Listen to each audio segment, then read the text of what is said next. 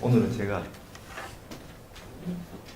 그동안 많이 바빴는데 편안하게 아침에 좀 정진 좀 했어요. 정진했는데 오랜만에 아주 선정이 들어가지고 아주 편안하게 아주 공부를 했는데 안 오고 싶더라고. 이게 이제 꾸준하게 하시다 보면은 한 번씩 이제 공부가 됩니다. 그러니까 처음 한 번이 중요해요. 한 번이. 한 번만 공부가 되면은 그 다음부터는 이제 활동이 걸려가지고 공부가 잘 돼요. 근데 저도 원래 이번 학기에 강의를 많이 하고 이래가지고 무척 바빴습니다. 이제 방학 때가 다 돼가고 좀 그렇게 하는데 이게 지금 세상에 제일 좋은 게 참선밖에 없는, 이거보다 다른 건 없어요. 이게 사람이 여러분들 왜 좋은 게 있으면 자꾸 여러분 자제분한테 권하게 되잖아요. 그렇죠? 그러니까 그렇게 자꾸 해라 할 때는 뭔가 있는 거라. 그렇죠? 자기가 그 경험을 해봤기 때문에. 근데 머리만 알고 그걸 체득 못 해본 사람은 한 처음 몇 번 얘기하다 그만둡니다. 집요하게 하죠. 저는 집요하게. 수지 맞는 자는 참선밖에 없다고. 그러니까 참선 다. 얼굴이 더 좋지 않아요? 네. 그러니까 마마보이들이 뭐 물어보면 엄마한테 가서 물어보고 온다 그러던데, 그렇지? 나이 먹은 엄마한테 가서 물어보고 온다고. 우리 살다가 누구를 의지합니까? 우리 자성에 의지해야지. 뭔 일 생기면 참선해. 참선해서 물어보면 돼. 그러고 나면 어떤 일이 생겨가지고 이렇게 했을 때 참선을 하잖아요. 그럼 내가 아주 좋은 뜻으로 뭘 하고자 이렇게 원력이라고 생각하고 한 게 실은 참선해서 공부가 좀 잘 되면 말이죠. 근데 내가 별로 상관이 없는 일이라. 그런 게 많아요. 알고 보면 그냥 허망한 욕심에 불과한 건데 그걸 나를 원력이라고 생각해. 그렇죠? 그러니까 이제 제일 필요한 일이 일어납니다. 참선해서 선정에 들어가면. 그러니까 제가 다른 분도 공부를 시켜보면 간경화 있는 분 참선하면 제일 빨리 좋아져요. 쉬잖아요. 쉬거든. 참선하면 여러분 제일 좋아하는 게 간부터 좋아져요. 어떻게 했냐면 여러분 참선해서 마음이 고요해져가지고 한 곳에 집중이 돼서 무심삼매가 이렇게 되면 그 한 생각밖에 없고 다른 생각은 안 하지 않습니까? 그러면 우리가 이제 뭐 일상생활 중에 많은 일들을 겪고 생각할 거리들이 있고 의무적으로 해야 될 것들 뭐 굉장히 복잡한 일들이 많은데 늘상 그게 한 번도 가시지 않은 상태로 이게 늘 지내고 잘 때도 그게 걸려있는 상태로 잠을 자고 그렇게 하잖아요. 근데 마음이 무심이 딱 되면 그게 쉬어버려요. 그 생각을. 일단 그 생각이 쉬어져요. 그 생각이 쉬게 되면 우리 한 생각이 우리 몸을 괴롭히고 있어요. 한 생각이 우리 몸을 괴롭히고 있거든. 스트레스라고 그러잖아요. 그러니까 그게 이제 나를 괴롭히고 있다가 한 번도 제대로 몸을 쉬지 못해요. 근데 딱 마음이 무심이 딱 돼서 그냥 화두가 쫙 잘 들리면 그냥 그 생각했던 다른 게 하나도 그 생각이 없으니까 일단 생각이 다 쉬워지니까 그로 인한 스트레스가 몸에 작용되는 우리 장기나 우리 모든 몸에 피라든지 기맥이라든지 이런 것들이 다 열리고 편안해진단 말이죠. 그럼 그때 이제 진짜 쉬는 거예요. 여러분들 그 쉬라 그래도 제대로 하시는 사람 못 봤어. 휴일날 제대로 안 쉬어요. 그죠? 뭐 내 보고 있고, 그죠? 뭐 자꾸 생각하고 있고, 그 다음날 일할 거 생각하고, 그 다음에 뭐 평일날 쓸 거 뭐 사고 있고, 뭐 좀 그러고 있잖아요. 안 쉽니다. 사실 쉰다 그래도 안 쉬어요. 마음을 다 쉬어버리야 그 일들로 벗어나야지 마음이 쉬는 건데 못 쉬거든요. 그렇게 딱 쉬게 되면 한번 딱 쉬게 되면 그 다음부터는 자성할 때 그 자자의 의미가 드러나요. 오토매틱으로 나한테 지금 제일 필요한 것부터 자기가 알아서 그 오토매틱으로 한다 이거예요. 몸이 피곤하면 몸을 쉬고 마음이 걸리는 게 있으면 그걸 하고 아주 되게 그 어떤 중요한 것 중에 선택을 해야 될 상황이 있으면 지혜가 생겨서 마음이 결정이 되고 끄달리고 있는 일이 있으면 쓸데없는 건 털어내고 해야 될 일은 당장에 할 방안이 생겨나고 하여튼 이 미묘법입니다. 미묘법이에요. 참 마음법은 미묘법입니다. 그래서 이 공부를 미묘하게 이렇게 지어 나가셔야 된단 말이죠. 미묘하게 지어 나가야 된다. 그래서 오면서 그래가지고 오늘 아주 저는 아침에 참선 잘 하고 왔습니다. 매일 합니다. 매일 하다 보면 막 급하고 막 두서가 없고 막 정신 없을 때라도 그냥 매일 합니다. 그냥 매일 하면 그때 잘 안 되지, 그죠? 앉아 있는데도 이제 하던 일이 생각이 나고 그렇게 빨리 안 없어질 때도 있어요. 근데 늘 하시다 보면 어느 날 문득 무사한도인 별일이 없고 한가하게 마음이 한가할 때가 있잖아요. 그럴 때 갑자기 이제 이 평소에 공부해 놓은 적이 있으면 이제 쑥 들어가죠. 한 번이 중요합니다. 한 번이 처음 한 번이 되면 두 번도 되고 세 번도 되고 할 때마다 되고 그렇게 이게 쭉 공부를 지어 나가면 참 좋다. 그래서 오늘은 다른 말 하지 말고 성가기감이 있는 우리 선에 관련된 많은 얘기들 한번 쭉쭉 한번 봅시다. 그래서 아주 신명나게 한번 보시자 이거죠. 133쪽에 그 위에 두 번째 단락에 보시면 능엄경에 이 말이 있어요. 이거 아주 좋아하는 말씀입니다. 우리 그 모든 스님들이고 공부하시는 분들이 제일 좋아하는 말 아닙니까? 능엄경이. 일인이 발진기원하면 시방 호봉이 시계소원이라. 한 사람 한 사람이 참마음을 바래가지고 근원자리로 돌아가면 시방의 허공이 다 녹아 없어진다. 여러분 한 사람의 발심이 그래 중요합니다. 우리 부처님 한 분 발심해가지고 삼선너머까지 이렇게 이 불교라고 하는 게 있어서 수없이 많은 중생들이 이 공부를 할 수 있게 하는 거예요. 일인이 발진기원, 참다움을 발해서 근본자리로 돌아간다. 그럼 시방 허공이 다 녹아내려요. 그래서 도인이 한 분이 마음을 허공으로 텅 비울 수 있는 그런 그 선정에 둘 수 있는 분이 그 산에 살면 그 산이 맑아집니다. 제일 처음에 초목이 알고 거기 사는 곤충이 알고 동물들이 알고 그래서 거기에 산이 비가 내리면 그 흘러가는 물이 감도수가 되고 그 물이 내려가서 북한산에 그런 도인이 한 분 있으면 흘러내려가는 물이 임진강으로 흘러가고 한강으로 내려가고 청계천으로 내려가고 다 내려가잖아요. 그래서 거기 사는 많은 사람들에게 중생들이 저절로 좋아진다. 그러니까 제도를 할 바가 없죠. 제도를 할 바가 없어. 그냥 선정이 들어있는 것 자체가 그냥 이 우주법계를 맑고 깨끗하게 밝힌다 이거죠. 그러니까 굳이 뭐 생각을 마음을 내서 중생을 제도하겠느니 뭘 하겠느니 그런 생각을 하지 않아도 그냥 마음이 맑은 상태로 딱 있으면 무심 상태에서 나오는 한마디 하고 번뇌망상이 많은데 좋은 말 한마디 하는 건 달라요. 그래서 그 아주 그 형태가 달라져서 한 마음이 열리게 해줄 수가 있다. 밑에 20번에 보시면 기심은 시 천마요 불기심은 시 엄마며 혹기혹 불기는 시 번뇌만이 연이나 정법 중엔 본무 여시산이라 그랬습니다. 마음 한 마음 일어나는 것이 천마요 하늘 마군입니다. 근데 왜 불기심 마음이 하나도 안 일어나는데 이것도 음마입니다. 이거는 마음이 안 일으키는 건데 이것도 음마란 말이죠. 일어나도 안 일어났다가 일어나지 않다 이게 번뇌란 거예요. 번뇌만. 우리 정법 가운데는 이란 일이 없다. 본래 이란 일이 없다. 우리 본래 근본 마음에는 말이죠. 일어나는 것도 없고 일어나지 않는 것도 없고 일어났다 일어나지 않는 것 일어났다 사라지는 것도 없다. 근본자리는 말로 할 수가 없다. 그래서 미묘법이다. 그렇게 얘기하는 거예요. 마음 안 일어나는 거를 목적으로 삼아서 공부해도 안 돼요. 너무 쉬어야지 고요해야지 그것도 집착입니다. 그럼 음마라 그래요. 그걸 뭐 시끄럽거나 고요하거나 상관없이 그냥 일하게 쭉 가면 되지.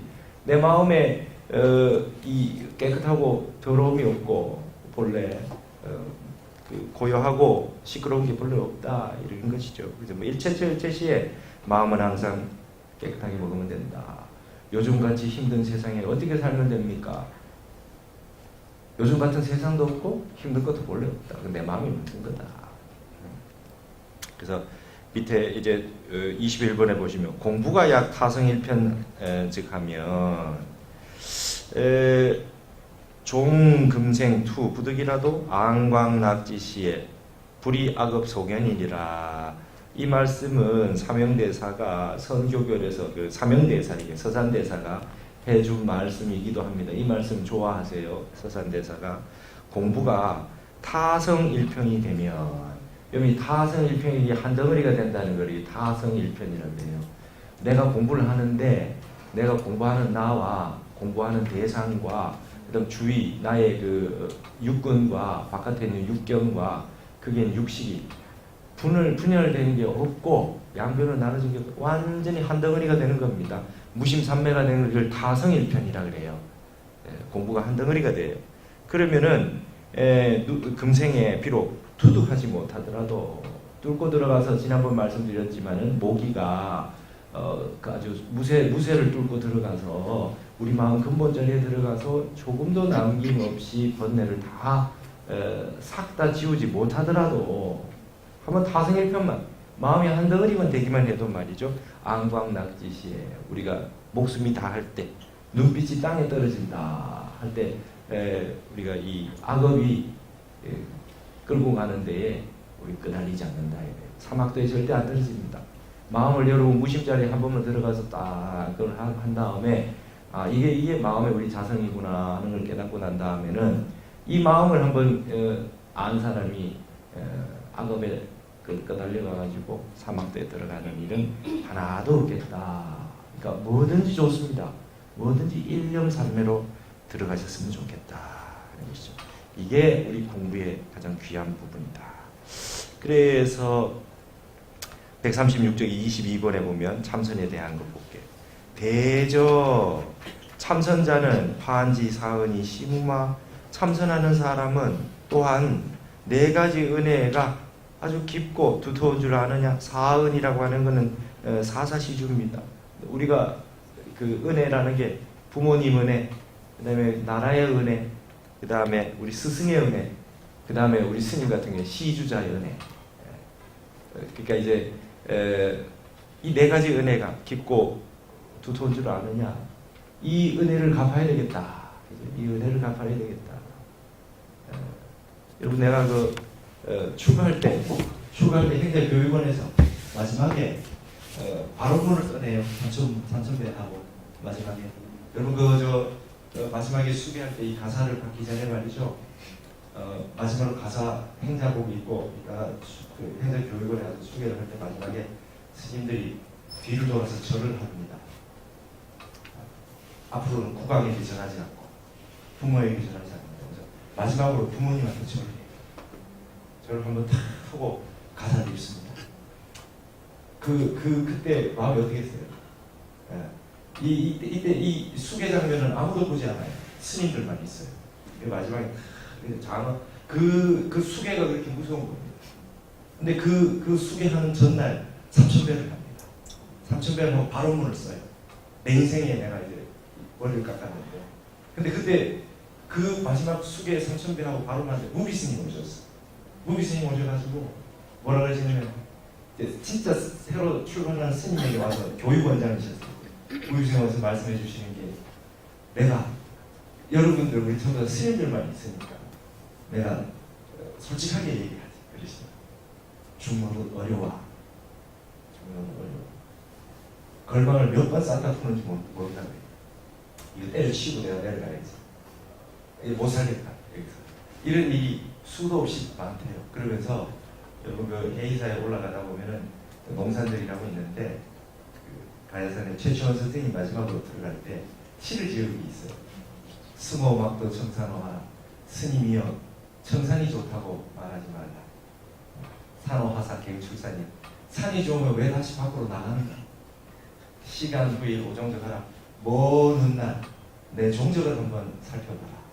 일입청산 갱불하니라. 한번 청산에 들어가서 다시는 나오지 않았으리라. 이렇게 입산시를 짓고 이 제천선에 들어갔대요. 무비스님이 걸방사고 내려갈 일만 있을 때마다 일입청산 갱불하니라. 내가 청산에 한번 들어왔는데 다시 나가자. 그 구절을 천수경보다 내가 더 많이 했다. 우리 무비스님 그러시더라고요. 스님들 앞으로 옷 벗고 나갈 일이 너무나 많다. 그러면서 막 그 말씀을 하셨던 마지막 삼순회 때 기억이 납니다. 그 다음에 이제 절을 하고 마지막에 바로 물을 쓰라고 했는데 바로 뭘 이렇게 큰 종이를 줘요. 쓰는데 저는 그러고 싶지 않아. 이게 시를 한 수 지었어. 한문으로. 나중에 이 발음을 보더니 그 스님들이 전부 66번 행자가 누구냐고. 왜 66번 행자가 누구니? 이게 내가 수계음입니다. 수계음. 네, 개 받을 때 여하시오가요. 무엇이 나의 집인가? 상령 불멸금이다.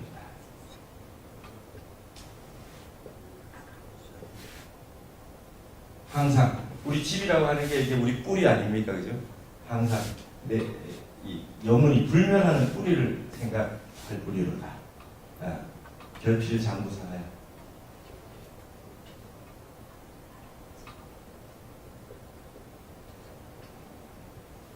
결단코 대장부 일을 해맞춰서 필고 선세해야 한다.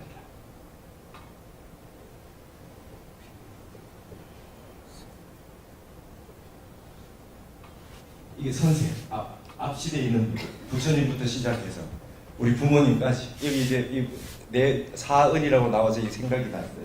그래서 이 운자를 맞춰가지고 그래가지고 여하시오가요 무엇이 나의 집인가 상영 불멸근이로다. 항상 영원한 불멸하는 뿌리를 생각합니다. 근본을 생각합니다. 결필 장부사하야 결단코 대장부일 대사를 다 해맞춰서 필보 선세를 돌리라. 반드시 선세의 은혜에 보답하리라. 이내 추가 마지막 수계할 때 받았던 발언문에 저걸 써서 냈어. 그래가지고 이 갑자기 은혜 얘기 나오면 갑자기 그게 생각나네. 그래서 하여튼 그때 그랬던 기억이 납니다. 그러니까 여러분 그 스님 한 분 한 분 스님들이 출가해서 내려가지 않고 계속 그렇게 회의사에 제가 있을 때 200명 행자가 왔는데 우리 기수가 200명이었어요. 산내암제까지. 근데 스님 되니까 20명이 안 돼요. 다 중간에 우리나라 행자했던 분은 많아요. 행자해봤다는 분은 많아. 그 중에 지금 10년 지나고 20년 지나고 이러면 또 남아있는 분이 점점 줄어. 또 어디 가 있는지 모르는 분도 있고. 그러니까 참 이 스님으로 산다는 게 쉽지 않은 것 같아요. 우리 지금 우리나라 상황에 말이죠. 스님들이 아프면 있을 데가 없어요. 있을 데가 없습니다. 그리고 복지가 안 돼 있잖아요. 다치고 아프고 뭐 이렇게 하면 어디 있을 데도 없어요. 참 여러분이 생각하는 그 이상으로 스님들이 힘들게 살아요. 그러니까 이게 그 스님들 사이에 빈부격차도 심하고, 그러니까 대부분 스님들이 월급 100만 원에서 150만 원 사이 받고 그 소위 보고 산다고 보면 돼. 그러니까 그런 식으로 지내는데 하여튼 그런 생각이 들어요. 죽을 때까지 머리 깎은 스님으로 승복 입고 사는 것 자체만 해도 대단하다는 생각이 들어요. 나중에 그 생각이 듭니다. 선원에 노스님 뵈면 저절로 고개가 숙여지고 그런 마음이 들어요. 저 무비스님 같은 어른이 일입청산 갱부를 나 다시는 그 청산에 들어왔으니까 밖으로 나가지 않겠다는 걸 천수경보다 많이 했다고 하니 여러분도 앞으로 그런 일이 많을 것이다. 그 얘기를 그렇게 하실 정도면 오죽하겠냐 이 말이에요. 그러니까 저기 우리 제가 동국대 다닐 때 여름에 수련회를 가는데 저기 그 석종사에 해국 스님 계신데 그 석종사에 갔어요. 석종사 갔더니 우리 이제 스님들만 있으니까 법문을 해주시는데 어찌됐든 간에 끝까지 스님을 하래. 죽기 살기로 스님을 해야 돼. 그러면서 하시는 말씀이 이 세상에 늙어서 좋은 거는 딱 두 개 있다. 호박하고 스님이다. 그러시더라고요. 다른 건 다 싱싱하고 젊은 게 좋은데 늙어서 좋은 거는 호박하고 스님이다. 그러면서 스님은 나이가 먹으면 먹을수록 그래도 쌓이기 때문에 어쨌든 공부가 쌓이기 때문에 스님이 나이를 먹으면 어쨌든 그 수행한 연한이 있기 때문에 좋다 이거지. 그리고 어딜 가면 정년퇴직이니 이런 게 없고 노스님이 되면 오히려 마음이 더 편안하고 넓어지니까 좋다 그러시더라고요. 그러니까 그런 말씀을 하고. 그러니까 우리 이제 여러분들 대중 법문하시는 거하고 다르게 어른 스님, 큰 스님들이 우리 스님들, 후배 스님들한테 해주는 말씀들은 이런 말씀들을 많이 하세요. 이런 말씀을 많이 하죠. 그때 저기 있었던 그 비구 스님, 어른 스님 한 분은 비구니 스님들하고 우리 다 같이 듣고 있는데, 비구니 스님들 말이지, 그 유치원, 유아원 그런 거 왜 하냐고 막 그러시더라고. 우리끼리 있는데, 그 남의 자식도 안 낳아놓고는 남의 애를 왜 키워주고 있냐고. 본분사를 해라, 참선해라 그러시더라고. 근데 그것도 이제 사회복지로 해야지요. 이제 우리 같은 경우는 뭐 기독교 같은 경우는, 교회 같은 경우는 이제 막 유치원도 있고 이래가지고 어려서부터 종교를 이렇게 잘 포교도 하고 하는데, 그 스님은 그러시더라고. 스님들 고생하지 말고 마음 닦아라. 마음 닦아가지고 한 명이라도 공부를 더 시키는 것이 그게 더 좋지. 그런데 뜻이 있는 게 아니라 막 그렇게 이제 본분을 중요하시는 분 그런 말씀을 하십니다. 이게 이제 참선하는 사람들, 공부하는 사람들에게 지금 이 점검하는 겁니다. 점검하는 말들 이렇게 많이 해놓으셨어요. 그 다음 보실까요? 환지 4대 주신이 염염 세우마. 그렇죠? 4대로 이루어진 이 추한 몸이 생각 시들어서 병들어 가고 있다는 걸 알겠는가? 급하다 이거예요. 급하다. 환지 인명이 제 호흡막. 사람의 인명이, 사람의 수명이 말이죠. 호흡지간에 있는지 알겠느냐? 우리 목숨이 영원하지 않다 이거예요. 여러분, 들어 마신 숨 못 내쉬는 게 죽는 겁니다. 여러분, 들어 마시는 게 더 쉬워요. 내쉬는 힘이 없어요. 안광낙지시에, 임명종시에 세상 뜰 때 호흡을 내뱉지 못해서 숨이 끊어져요. 그래서 이게 숨이 이렇게 밑에는, 어린아이는 이렇게 단전으로 호흡하다가 나이를 먹을수록 이게 숨이 점점 위로 올라옵니다. 숨이 가빠져요. 연세 드시면 점점 가빠져가지고 마지막 돌아가실 때는 숨이 목까지 차올라요. 목까지 차올라가지고 마지막에 마신 숨을 이게 차올라오니까 호흡이 자꾸 차올라서 자꾸 이렇게 밀어내니까 이게 마지막에 내쉬는 걸 못합니다. 그게 이제 그 호흡. 근데 여러분 생각해 보세요. 누구나 다 돌아가실 때는 그와 같은 과정을 겪는데, 앉아서 돌아가신다는 건 어떻게 생각하세요? 뭘로 앉아 있어요? 호흡을 내쉴 힘이 없는데 어떻게 앉아 있냐고요. 그게 선정의 힘이에요. 선정의 힘이 들어있기 때문에 몸을 떠나버린 거지, 그죠? 몸을 떠나버렸어. 몸을 떠나버렸는데 선정에는 들어있는데 몸의 호흡은 이제 다 끝이 나가고 있는 거예요. 그게 좌탈인망이라. 그래서 보면 우리 하남 스님 좌탈인명사 보면 이렇게 고개가 들려 계신다고. 숨이 이렇게 고개에 들리신다고. 그렇게 된다. 그러니까 이런 거 생각하면 말이죠. 우리가 한 번은 다 죽습니다. 그죠? 오는 데는 그 차서가 있으나 가는 데 차서가 없어요. 근데 우리가 한 번은 가는데 우리 근본을 한번 생각해 봐야 돼요. 근본을 한번 생각해 보셔야 됩니다. 내가 지금 여기서 뭐 하고 있고 내가 무엇을 하러 왔는가? 그리고 내가 무엇을 이 세상에서 편안히 하고 살았던가? 여러분, 이 타노스님 늘 타심통 얘기하시면서 관상 얘기를 해요. 부처님은 첫 보면 사람을 알아보지만, 그 사람 마음속으로 알아보지만, 그 사람을 알아보는 상학적으로 사람을 보는 방법이 있대. 유교에도 있다. 유교에도 뭐라고 하나? 시기소이하고 그 사람이 소위 그 일을 하는 까닭을 보고, 저 일을 왜 하느냐 까닭을 보고, 관기소유하고 그 일을 말미암은 바를 보고,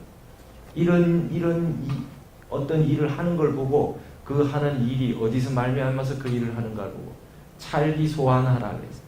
그 사람이 편안히 여기는 거를, 어떤 걸 편안히 여기는 걸 살펴보라. 인원수재 사람이 속일 수 있겠는가, 사람이 속일 수 있겠는가, 이 공자 말씀이라. 이 세 가지를 본대요. 그 사람이 하는 행동과 말을 보고, 그 사람이 그 왜 저런 말과 행동을 하는가를 보고, 그 사람이 평상시에 무엇을 편안하게 여기는가, 무엇을 제일 좋아하는가, 무엇을 가장 안락하게 생각하는가, 그걸 보면 그 사람 마음이 다 보인다는 거예요. 세 가지로, 3층으로. 근데 그 모든 모습들이 말이죠. 여러분, 그래서 사람이 우리가 얼굴에 눈을 못 속인다. 눈이 파란이에요, 관상이. 눈빛이. 눈빛이 파란이라고. 의원들은 눈을 보면 장기를 다 본답니다. 모든 장기가 눈에 나와요. 1월입니다. 1월. 그래서 이 눈의 빛을 보면 그 사람을 알 수 있어요. 눈을 평상시에 어떻게, 시선을 어떻게 하고 무엇을 어떻게 하는가, 눈빛이 어떤가, 그걸 보면 알 수 있다. 속일 수가 없어요. 이런 수제 사람이 어떻게 속일 수 있겠는가? 속일 수가 없어요. 말은 근사하게 하는데 그 사람이 돌아가서 평상시에 좋아하는 걸 뭘 좋아하는가, 즉 그 사람이 저런 행동을 어디서 말미암아서 하는가, 무엇을 하기 위해서 저런 말과 행동을 하는가, 이런 걸 살펴보면 금방 그 사람 다 알아버리는다 이거예요. 부처님은 타신동 한 번은 첫 보면 아시고 일반인들은 그걸 보면 안 돼 이거예요. 그러니까 속일 수가 없다. 그러니까 여러분들 한번 살펴보세요. 내가 지금 뭔가 하고 있다, 열심히 하고 있는데 내가 이거를 어떤 행동을 하고 사는가, 그 다음 내가 왜 이걸 하고 있는가, 그 다음 나는 평상시 아무 일 없을 때 내가 제일 편안히 여기는 게 뭔가. 예를 들어서 편안히 여기는 게 좌선이다. 편안히 여기는 것이 내가 부처님 경전 읽거나 독송하고 있는 걸 편안히 여기는가, 아니면 내가 편안히 여기는 게 어디 뭔가, 뭐를 편안히 여기는가를 보면 그 업이 안광낙지시 말이죠. 우리가 죽을 때 그 업이 가장 편안히 여기는 업에 따라서 가지 않겠느냐 이 말이죠. 이게 무서운 일이다 이 말이죠. 그 업을 전환을 시켜야 됩니다.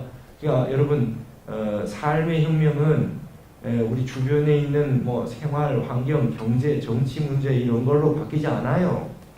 우리 마음이 혁명이 이렇게 돼. 마음 혁명이 와야 됩니다. 성격은 바꿀 수 없어요. 성격은 못 바꿉니다. 우리가 지향하는 바, 그 다음에 마음의 그 심지 소지, 마음이 어디를 향하고 있는가, 내가 어떤 쪽으로 내가 앞으로 남은 인생을 살 건가, 이거에 대해서 방향을 정확하게 다시 한번 점검을 하시고 내가 무엇을 위해서 가장 노력을 많이 하고 있는가, 이걸 한번 잘 살펴볼 필요가 있어요. 인생을 여기 지금 여기는 성가기감이니까 수선자 참선하는 분들을 위해 가지고 점검하라고 나오는 얘기들인데, 지금 이거 모든 사람에게 해당할 겁니다. 인명이 호흡지간에 있는 걸 알겠는가? 생내, 치유, 불조마와, 그죠? 태어나서 부처님과 조사 같은 일을 한번 만나봤는가? 법을 구해야지. 법을 구하고 나도 그와 같이 돼봐야지 하면서 그런 분을 만나봤는가? 참 중요한 말씀 아닙니까? 전 출가할 때 해암 스님 만났어요. 해암 스님 만났어요. 진짜 안 놓고 안 잡수듯 찰기 소환, 그분 평상시에 뭐 하는 거 봤어요. 평상시에 봤어요. 그분 왜 그렇게 사는지 내가 그 근본들은 생사의 탈이라고 딱 써놓고, 생사의 탈이라고 딱 써놓고 그렇게 사신 거 내가 봤어요. 이거 잊혀지지가 않아요. 뭐 세상에 누가 뭐라 그래도 그건 다 꿈 같은 거고 내가 가야 될 길이 보입니다. 그러니까 그 이후에 많은 스승들을 만났어요. 많은 스님들, 좋은 스님들, 어른 스님, 큰 스님들 많이 뵀는데 그냥 내 마음에는 그냥 딱 우리 큰 스님 하셨던 출가했을 때 그 행자 때 그때 그 큰 스님 말씀이 그냥 골수에 사무쳐서 벗어나지 않아요. 중이 없고, 중이 없으면 지옥이 비고 소가 없다. 시주원에 받아가지고 공부 안 하면 지옥 가고 소가 된다. 다음 생에 소가 돼가지고 일하다가 마지막에 고기를 바쳐야 된다. 1등급 한우 특불 정심이 돼가지고 숯불 위에 올라가야 되는데, 이게 시주가 무섭잖아요. 우리가 이렇게 살고 있는 거예요. 여러분들 빚을 지면 안 됩니다. 왜 빚을 집니까? 저도 타노스님하고 저하고 좀 비슷한 게 많아요. 그분도 육아 출신이라 가지고 시주를 잘 못 받겠다는 거예요. 시주 받는 게 체면이 있고, 이게 마음이 걸려가지고 시주 뭐 이렇게 불쌍하니까 돈 내놓으시오 이 말을 못 하겠대요. 원각경 5만도 가셨대. 원각경 5만도. 여러분 무슨 큰 사업 하시거나 큰 불사하실 일 있으면은 일하시는 원각경을 읽으세요. 큰 선생님은 아무것도 안 하고 원각경만 읽고 계셨대요. 재물이 항상 줄어들지 않는다. 그렇죠? 유통분에 유일하게 있는 게 원각경 아닙니까? 그 5만 덕을 하시고 나니까 대기업 회장 사모님들이 책 내준다고 오시더랍니다. 어디서 듣고 왔는지. 그럴 정도로 이 시주가 무섭고 아주 빚지는 거 싫어해야 됩니다. 그리고 그러니까 저는 불산 못 하겠어요. 자성불산 하려. 불산은 못 하겠어요. 공부시키고 공부하시는 거. 그죠? 허공불사. 이게 허공불사를 지어야지. 눈에 보이는 거 하려면 물질이 들어가니까 이거 아주 적성이 안 맞아요. 그러니까 허공불사를 지어야 돼. 텅 빈 마음불사 이런 거. 그러니까 여러분 항시 자기 자신을 잘 돌아보셔야 됩니다. 그 또 나오잖아요. 금문 무상법하고 생희유신마, 그죠?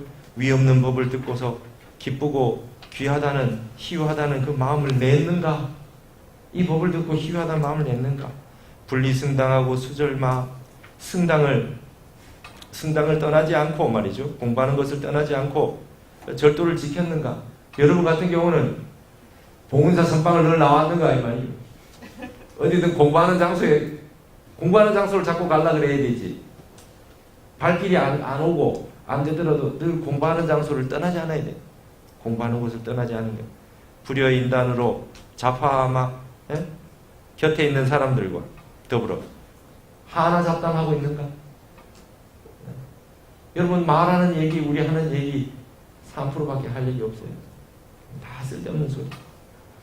내 본질적인 얘기, 그 사람의 본질적인 얘기로 두 사람이 얘기하는 경우가 얼마나 됩니까? 다 남 얘기, 세상 돌아가는 얘기, 딴소리. 해도 그만 안 해도 그만. 쓸데없는 소리로 하나 잡담으로 시간 다 보내고 있다. 실컷 얘기하고 헤어지면서 또 이따 또 통화하자 그래요. 절기고선 시비마 분주하게 말이죠. 이게 선이라는 부채선자 아닙니까? 고라고 하는 건 북고자인데 아주 고무한다는 거예요. 막 부채질을 하는 거예요. 막 시비를 따지고 막 그렇고 일으키고 있지 않는가? 화두가 시비시 중에 명명불매마. 화두가 옛날에는 이거 우리 그 자축인묘로 하면 12시잖아요. 24시간 동안 밝아가지고 매하지 아니한가? 화두가 성성하게 들리는가? 대인 접하시에 무간단마. 화두를 드는데 사람을 대하고 있는데도 그게 끊어지지 않고 쭉 이어지는가? 내가 남아미 타불을 하고 있으면 일체처 일체시에 남아미 타불이 지속이 되는가? 견문각지시에 타성일표마. 보고 듣고 지각하고 알고 할 때에 한 덩어리가 돼 있는가? 반관자기하야 촉패 불조마. 도리어 말이죠. 스스로를 자기를 되돌이켜서 봐가지고 말이죠. 불조를 착패 딱 붙잡고 있는가 말이에요. 딱 붙잡고 있는가? 내가 어디 가서 뭘 해도 내 마음속에 불조가 딱 마음에 그대로 딱 있는가 말이죠. 금생의 결정 속 불해명마. 이번 생에 결정코 부처님의 해명을 잊겠는가? 귀자 편의시에 환사지 사지옥고마. 앉았는데만 일어섰다가 그죠? 앉고 눕고 편안할 때에 또한 지옥고를 생각하는가? 내가 지금 편안하게 있는데 내가 잘못해서 만약에 지옥에 간다면 어떡할 거냐? 지금 잠시 잠깐 편안하고 방이라는 거를 추구해서 내가 죽고 난 다음에 지옥을 간다면 어떡할 건가? 부지런히 정진하지 아니할 수 없다. 차일보신이 정탈윤의 마음. 이 한 업보로 된 이 몸뚱이가 결정코 윤회를 벗어날 수 있겠는가? 당 팔풍경하야 심부동마.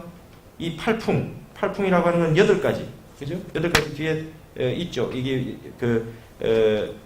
자기에게 이로운 것, 자기가 쇠해지는 것, 자기를 헐뜯는 것, 자기를 기리는 것, 자기를 칭찬하는 것, 자기를 희롱하는 것, 즐거운 것, 괴로운 것, 뭐 마음에 일어나는 누가 나를 뭐 욕하거나, 그 다음에 칭찬하거나, 뭐 들떴다가 기분 나빴다가 뭐 별의별 마음이 일어나잖아요. 이 팔풍의 경계가 일어났을 때, 팔풍의 경계를 당했을 때 마음이 부동심이 되는가?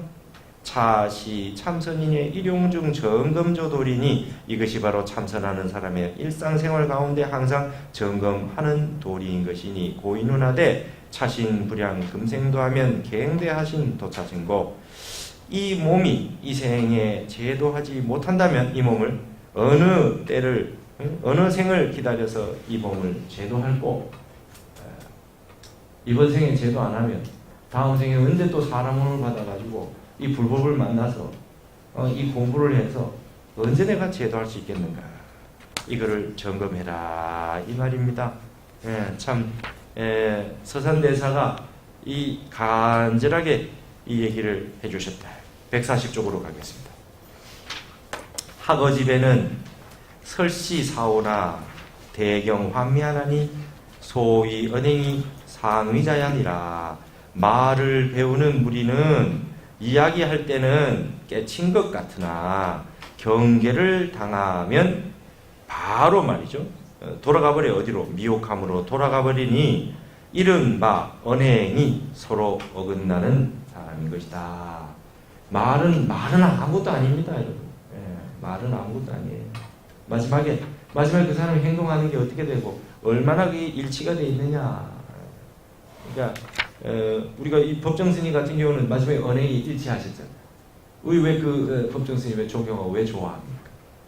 무소유라고 말하셔놓고 이 마지막에 말이죠. 깔끔하게 진짜 그 말을 다 그대로 지키셔가지고 진짜 무소유로 딱 가시는 모습을 보여주셨잖아요. 말을 짚습니다. 그 사람이 어떻게 행동과 평생에 사는 것을 있는 그대로 보여주느냐, 여실하게 보여주느냐, 언행이 불일치하지 않느냐. 말은 했는데 돌아서서 곧장 말이죠. 경계를 당하면 그게 없어져 버리면 그게 어디다 써먹을 때가 있겠는가 하는 게 이제 우리 서산대사가 우리에게 점검해 주시는 말씀입니다. 그 다음에 144쪽에 보시면 지금 이제 우리 참선에 관련되는 원문들을 쭉쭉 보는 겁니다. 나중에 여기 우리 그 통광 스님께서 설명을 쭉 해놓으신 아주 좋은 말씀들이 설명들이 있으니까 다 읽어보세요. 그 다음에 약욕적 생사인데는 수득자 일념자를 폭지일파하야사 방요득 생사하리라. 여기 폭지라고 하는 거는 아주 이 소림입니다. 이 중국어로 이게 빠오거든요. 빠오 이게 빠오 빡 하는 게 빡 터진다 할 때 이 소리입니다. 만일 말이죠 생사를 이거를 막고 싶다면은 모름지기 이 한 생각을 이 화두 드는 이 한 생각을 말이죠 팍 하고 한번 터트려야 바야흐로 생사를 요독한다 그랬습니다. 마음이 텅 비어 있는 상태에서 뭔가 빡 하고 화두가 박살이 나야 된다. 무념 중에 무심 중에 쭉 흘러가서 일념이 지속해서 삼매가 쭉 돼 있다가 보는 찰나 듣는 찰나 뭐가 박살이 탁 나는 게 진짜 빡 그래요. 여러분 빡 그래요. 이게 뭐 진짜 뭐 빡 터진다 이거 빡 터져요. 이게 하여튼 뭔가 번쩍 그래요. 번쩍 끈다고. 번쩍 끓이고 나서 앞에 있는 하고 조금 전하고 경계가 달라져요. 참 이 희한한 일이지. 이런 법을 서양에는 이런 거 모르잖아요. 그러니까 이게 참 희한한 일이에요. 한번 박살이 딱 나면 화두가 박살난다 그래요. 화두가 박살이 딱 나면. 근데 그 전에 반드시 선정이 들어 있어야 돼요. 선정 이거 부처님이 인명소 오동하셨다. 샛별을 보고 깨치셨다. 샛별이 금성이거든요. 그러니까 새벽에 금성을 보시고 깨쳤다는 게 금성을 보고 깨치신 게 아니라 선정 상태에 쭉 들어가서 마치 그 죽은 송장처럼 생각이 끊어져 있어요. 끊어져 있다가 선정이 끊어져 있다가 그 선정이 완전히 무르익으면 이게 터질 때가 되면 말이죠. 보는 찰나 듣는 찰나 인연이 닿는 대로 터지는데 그때 당시에 딱 본 게 샛별이었던 것 같아요. 그러니까 그때 샛별을 딱 보면서 탁 터지면서 그 대오각성하셨다. 우리 간호람 있잖아요, 그죠? 무학대사는 달 보고 깨치신 거 아닙니까? 근데 그 역시도 선정 상태에 계시다가 선정에서 이게 빡 하고 폭지일파 한번 팍 하고 터질 때 그때 당시에 달을 보고 계셨던 거라. 어떤 분들은 그러니까 이제 달만 보고 있다고 깨쳐지는 게 아니고 그러니까 이 선정이 들어 있다가 보는 찰나 듣는 찰나에 깨달아진다 이 말이죠. 안한존자 같은 경우는 가섭존자가 경전을 아무리 많이 읽고 있어도 결집에 참여할 수 없다. 너는 아랑가를 증득하지 못해서 참여할 수 없다. 이래서 분심을 내게 만들어 가지고 절벽 위에서 다리 한쪽을 들고 그렇게 용맹정신을 하시다가 깜빡 졸아서 절벽이 떨어질 뻔하는 거 아닙니까? 깜빡 조는 그 순간에 딱 조는 게 탁 하다가 그냥 탁 터진 거예요.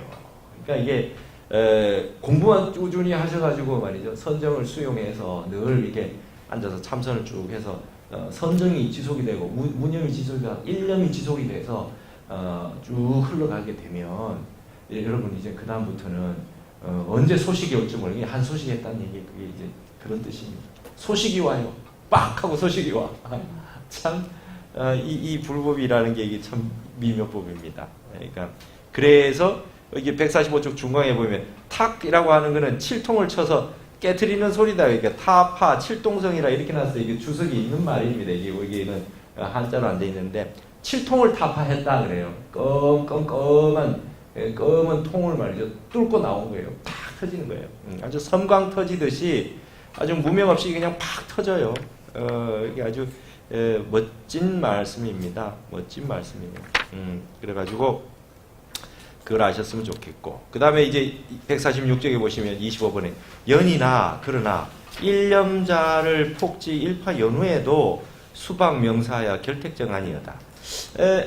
이 한 생각을 팍 하고 터뜨린 후에도 모름지기 눈빨근 스승을 참방해서 찾아가서 정안을 결택받아야 된다. 점검받아야 된다는 거예요. 이게 말이죠. 산 정상에 올라가지 않고 중턱쯤에도 터질 수가 있어요. 터질 수가 있거든. 그러니까 마지막 선정까지 다 들어가서 터졌느냐? 똑같이 터졌어요. 이게 터지면은 어느 순간에도 터졌다는 것은 분명히 알 수 있습니다. 근데 산 정상에서 마지막 구차재정으로 치면 멸진정 마지막 선정까지 들어가서 부처님의 선정과 조금 더 다르지 않은 선정까지 들어가서 백천삼매를 수용한 다음에 팍 하고 터진 거냐 아니면 다 가진 않았는데도 중간에 터지는 수가 있거든요. 그래서 옛 조사 스님들 보면 3번 깨쳤니 4번 깨쳤니 이런 말씀 나오는 게 이제 그런 얘기입니다. 근데 거기에다가 이제 점검을 받아요. 진짜 공부 다 되신 조사 스님한테 점검을 받아가지고 문답을 했는데 모르는 게 나오면 다시 재참해야 된다. 마음을 내려놓고 내가 이게 안 됐구나 해서 이제 공부를 다시 해서 또 이제 선정에 들어야 된다는 거예요. 다른 화두를 받아가지고 막히는 화두가 나오면 안 되거든. 막히는 화두가 나오면 그게 다 터져서 그걸 알지 못했기 때문에 그러니까 여러분 이 화두라고 하는 게 말하자면 십지보살도 다 몰라요. 화두를 1700번 십지보살도 다 모르는 화두 모르는 화두들이 있다는 거예요. 그래서 말에 이 화두공안의 이 법거량이라고 하는 건 철불도 땀을 줄줄 흘린다. 철불도 무쇠로 만든 부처가 땀을 흘린다는 말은 그 말의 강도가 얼마나 강한지 아시겠죠. 철불이 땀을 줄줄 흘린다.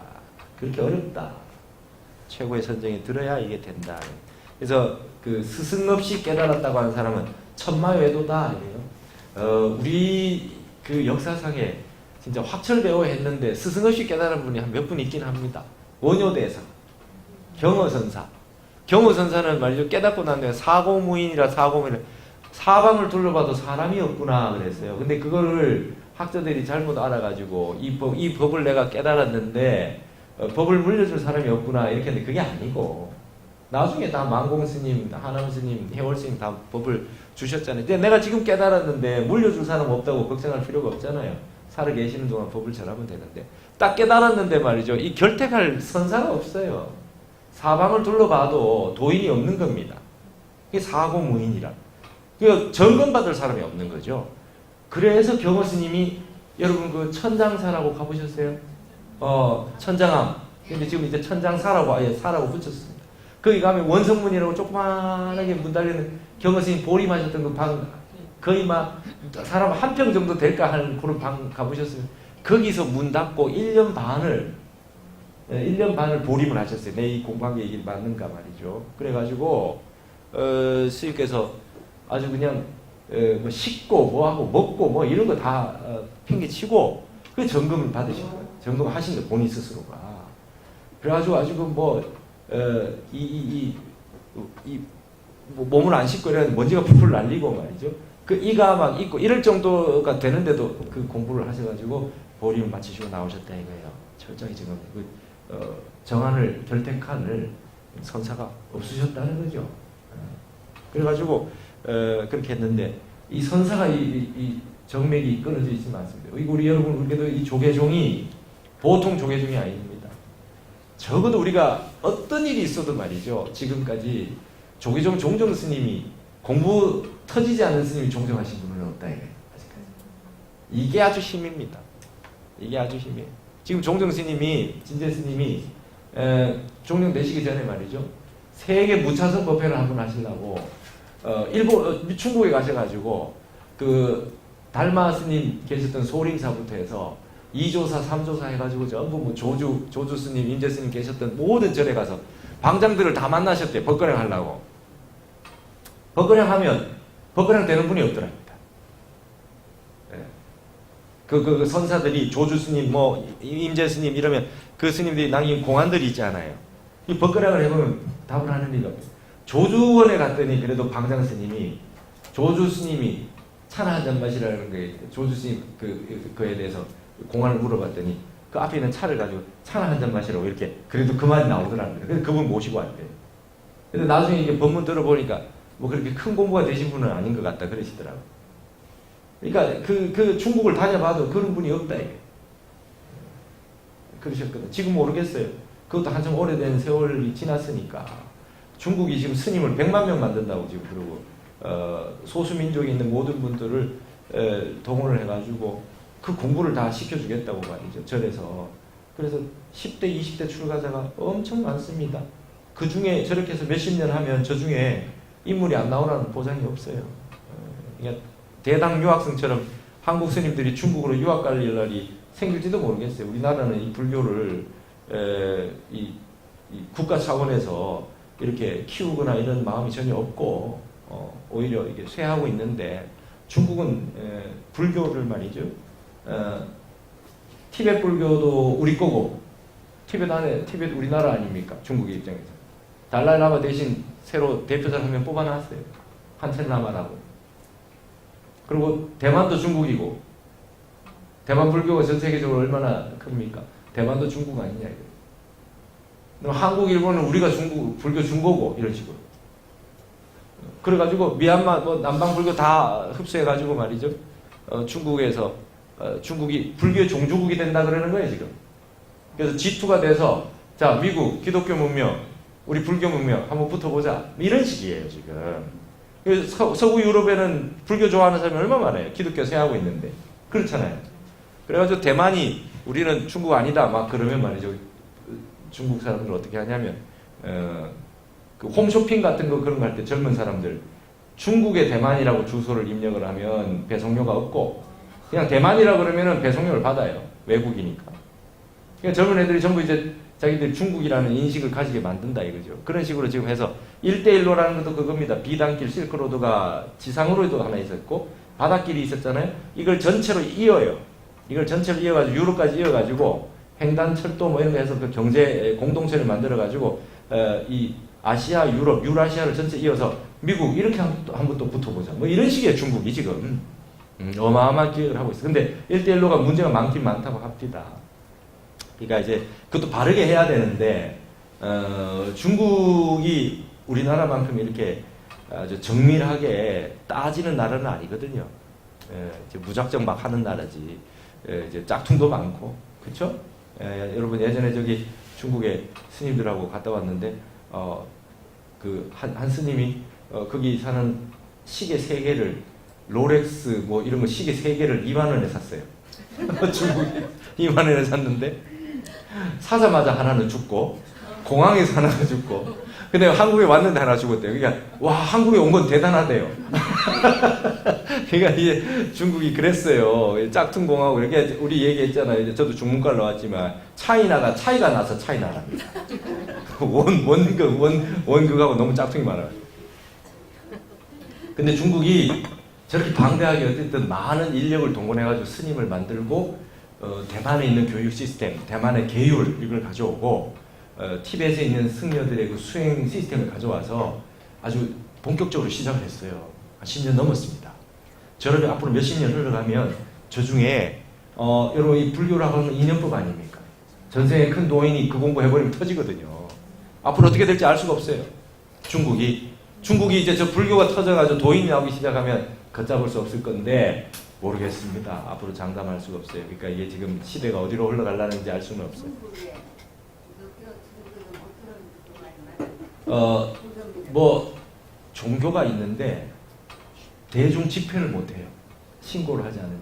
불교는 키워는 주지만 불교 종교 집회를 하거나 법회를 하려고 그러면 전부 그 신고를 해가지고 중앙당에서 와서 이렇게 감시를 합니다. 그러니까 기독교 이런 건 아예 안 하고 안 키워주고 그나마 불교를 하는데도 이제 예를 들면 이게 중국 안에 그 소수 민족들이 있는데 우리 조선족이나 몽고나 뭐 티베트나 이렇게 있으면 민족들이 자꾸 독립하려고 하는데 불교를 하나 먹는 거예요. 그러면은 우리가 하나의 정신적인 걸로 유대감이 있으니까 이런 걸로 이제 그 하나의 중국이라고 하는 거를 만들어 가는데 불교가 도움이 되니까 그걸 활용하는 거겠죠. 그것 때문에 하기는 하는데 모여가지고 불교를 명목으로 모여서 국가에 반란을 하거나 뭐 이런 형태로 집회를 하면 안 되니까 철저하게 감시는 철저하게 해서 공산당이 강력하게 그 규제를 하고 있는 것은 사실입니다. 그래서 중국이 여러분 굉장히 지금 좀 특이한 상황이에요. 우리나라는 경제가 발전한 다음에 경제, 과학기술 이런 게 발전하고 우리가 민주화가 됐지 않습니까? 그러니까 과학기술이 발전한 거를 사람들을 사찰하거나 통제하는데 지금 잘 쓸 수가 없어요. 그렇죠? 중국은 독재국가인데 과학이 발전했어요, 지금. 그래서 어떤 현상이 일어나면 제가 이제 중국에 갔는데 우리 그 조계종 선생님들이 대표를 하는데 호텔에 들어가는데 착탁 그러면서 내가 들어가면 어디 들어가면 착탁 그래서 제 증명사진이 딱 나오는 거예요. 그래서 와 환영한다고 그러는가 보다. 와 대단한데 이랬어요. 웬걸 여러분 제 사진이 딱 입력이 되고 그 손가락 이게 지문이 말이죠. 입력이 딱 돼. 이제 전 중국에 입력이 돼 있는 거예요. 어딜 가도 CCTV에 딱 하면 내 얼굴이 나오면 그 사람 딱딱 찍혀요. 그래가지고 어디 가도 다 여러분 중국은 완전히 철저하게 통제되어 있습니다.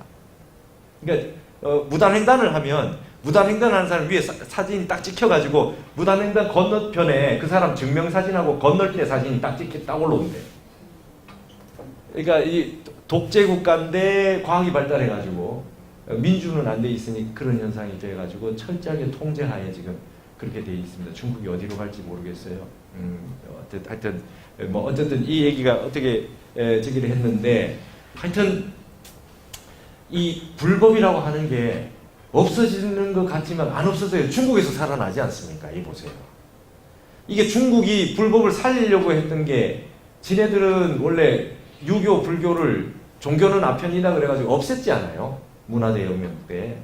근데 중국이 왜 다시 유교, 불교를 왜 내세웁니까? 서양 사람들이 좋아하니까. 서양 사람들이 좋아해가지고 이 불교에 대한 그 공부가 난리가 났습니다.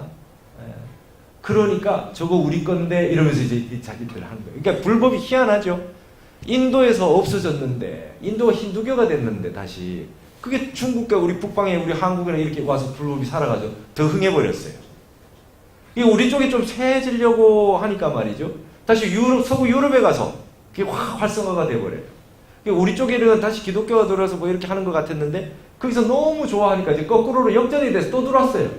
여러분 명상이란 말이 팔만대장경에 없는 말입니다. 메디테이션이 아주 깊이 생각한다. deeply thinking이라고 하는 그거에서 이제 그 명상이라는 말을 일본 사람이 다시 역수출해가지고 역수입해가지고 가져온 말이 명상이라는 말이니까 서양 사람들이 너무나 이 명상 열풍이 불어가지고 그거를 서양 사람들이 하는 참선을 명상이라고 하는 형태로 했다는 거예요. 그러니까 이게 다시 우리가 이제 역전해서 들어와요. 그러니까 아무래도 틀림없이 지금 보세요. 우리가 말이죠. 예전에는 우리나라에 뭔가 수출을 하려면 전부 영어로 해야 된다고 생각했잖아요. 우리 문화를 전부 영어로 수출해야 된다고 생각했어요. 그래서 영어를 잘해야지 외국에 나갈 수 있다고 생각했어요. 근데 지금 BTS 같은 애들은 한국어만 하잖아요. 그네들이 영어를 배워가지고 한국어를 배워가지고 이걸 보고 있단 말이죠. 그럼 역전이 된 거라. 그러니까 우리가 지금 영어 지상주의가 안 되고 미국 유학 가는 게 줄어듭니다. 왜냐? 그이들이 우리 걸 찾으니까. 앞으로 점점 줄어들 겁니다. 타너 선생님 하신 말씀이 있어요. 한국이 하면 전 세계가 따라할 것이다. 뭘 하면 따라한대. 이제 앞으로. 우리가 하면 따라해요. 여러분 홍콩 지금 시위하는데 촛불로 합니다. 베트남 축구 응원하는데 빨간 옷 입고 우리하고 앉아서 똑같이해요. 그렇죠? 이게 지금 우리가 하는 게 우리가 춤추고 노래하면 그거 따라해요. 외국 애들이 한국어를 하고. 그러니까 이게 지금 뭔지 모르겠죠. 이게 이 지금 세상이 어떻게 돌아가는지 잘 모르겠지만 우리가 우리의 이 문화가 한번 전 세계적으로 이렇게 펼치는 날이 있다는 겁니다. 다시금 동양의 정신 문화로 돌아온다. 그 중에 동양의 정신 문명 중에 제가 해보니까 유불선, 삼교 뭐 전체 다 해봐도 이 불교에서도 최고봉은 역시 선 이렇게 될 수밖에 없더라고요.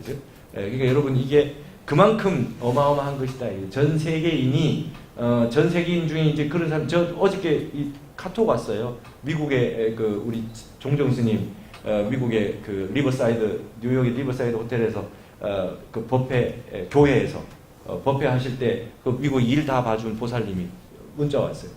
외국인인데 참선을 하고 싶은데 알려주고 싶은데 스님 이렇게 좀 저걸 해달라고. 이제 저는 이제 한국어로 해주면 그 사람들은 이제 그걸 가지고 어떻게든 자기네들끼리 해서 그 공부해야 돼.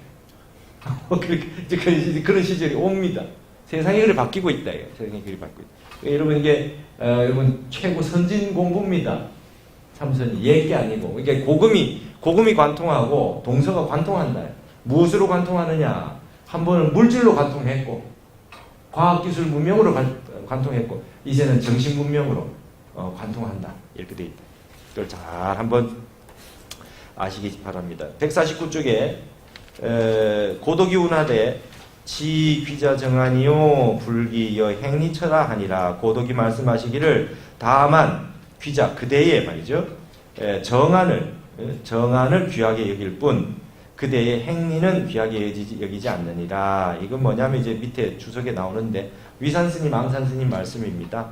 앙산스님이 말이죠.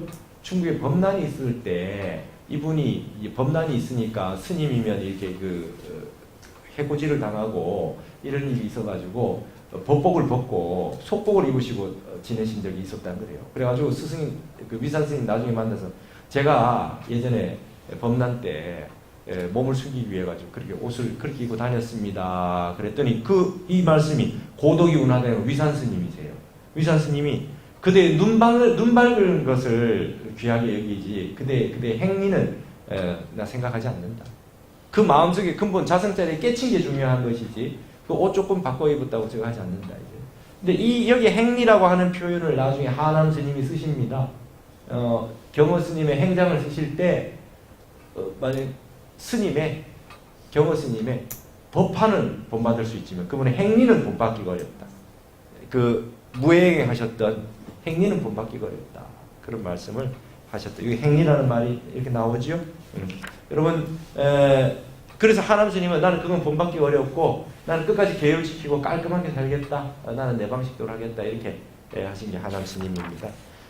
경호 스님은 거의 우리 불교의 뭐 원효, 경어, 진묵 이런 분들은 거의 뭐 무예행의 최고봉입니다. 깨달음의 경지에 걸림이 전혀 없는. 그러니까 우리가 따라할 수가 없다 이거죠. 따라할 수가 없다.